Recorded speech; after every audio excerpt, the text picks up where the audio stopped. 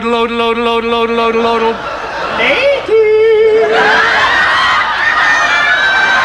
Early on, John Inman had a very small part, actually. He was about number 5 on the billing.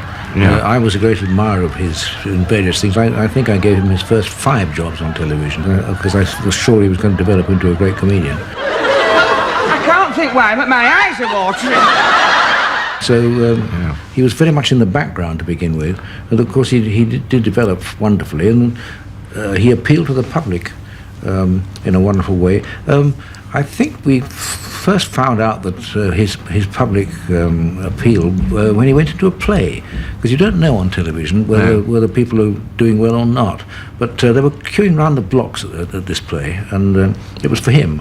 And so we realised that we had got our hands on a star.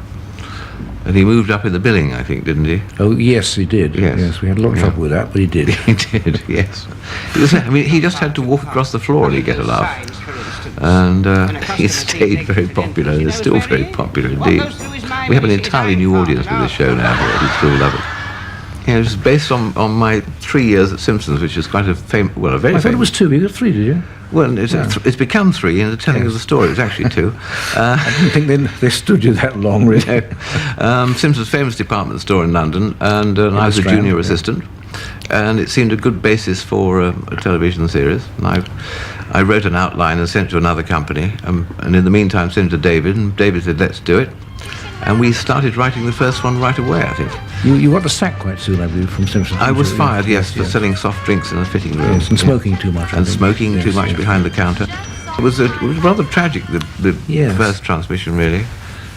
It was because there'd been a terrible happening at the Olympic Games. Munich or something, wasn't it? Yes. Munich, and 26 million people were tuned in when there'd been an assassination. And our show was put on sort of as a filler. Somebody reached for any show and put something on television. It happened to be our show, so 26 or 30 million people were watching. Which is an audience we would never get for ages, you know. No, we didn't get that. That number of people saw it and enjoyed it, really, in spite of the tragedy that was about to come. Yeah, exactly.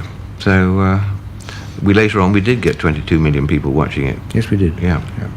A lot of the things in the show were expressions, certainly, are you being served? And I'm brimming this hat, and I'm free, were all actual expressions. And fluting was it? And fluting, yes, fluting handkerchiefs. The handkerchief in your top pocket. Very old-fashioned, because the gentlemen who were the floor walkers were usually retired army majors, which Captain Peacock was a retired army captain. Having fought busily in the war, they hadn't had a chance to learn anything else, so they were very, very good at walking about and giving orders.